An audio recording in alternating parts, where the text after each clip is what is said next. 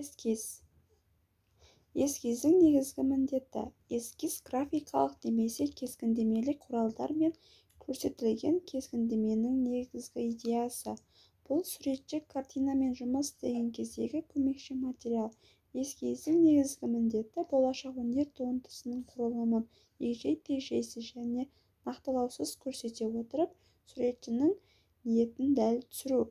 Эскиз дайын кескіндемеден орындалудың жалпылама эскиздік стилінде және шағын форматта ерекшеленеді.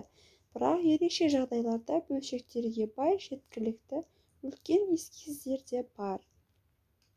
Суретшіге эскиз не үшін қажет? Суретшіге картинаның басында эскиз қажет, яғни болашақ кескіндеменің түс жүйесін анықтау, суреттің форматын анықтау, текстураның сапасы мен әртүрлілігі және басқа да заттарды анықтау үшін қажет. Әдетте бір өнер туындысын жасау үшін бірнеше эскиз қажет, яғни кескіндемеде. Олардың әрқайсысында суретші кескіннің қажетті белгілері мен сипаттамаларын көрсетеді. Кенепте сурет элементтерін орнын табу, кейіпкерлерін анықтау, қимыл-қозғалысты, позаларды, заттар мен кейіпкерлердің сыртқы келбетінің бөлшектерін салу үшін. Эскиз түрлері. Өнердегі және адам қызметінің басқа да салаларындағы эскиздердің жалпы қабылданған жіктелуі жоқ. Және де оларды шартты түрде келесі критерийлер бойынша бөлуге болады. Аяқтау дәрежесі бойынша. Кескіндемеде шабыттану сәтінде туған суреттің аяқталмаған нұсқалары жиі қолданылады. Олар шығармашылық процесте кез келген суретші үшін өте қажет. Қолданылған кескіндеме арқылы эскиздердің негізгі көркемдік материалы қарапайым қарандаш болып табылады. Эскизді көмірмен, бояулармен, сиямен, сепиямен және тіпті шарикті қаламмен де орындауға болады. Кездесуі бойынша.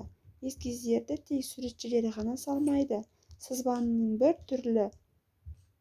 Бұл түрі басқа да көркемдік кәсіптердің өкілдері, яғни мүсіншілер, дизайнерлер, сәулетшілер, конструкторлар, аниматорлар, сәнгерлер кеңінен қолданады. Біз Василий Суриковтың Багерная Морозова шығармашылық жұмысындағы орындалған эскизбен таныс боламыз. Көріп тұрғандарыңыздай, алғашқыда бұл шығармашылық туындының бастапқы эскизі қара қалам көмегімен салынып, олардың орналасқан орны, адамдар барлығы орындалуы қалам көмегінде салынған.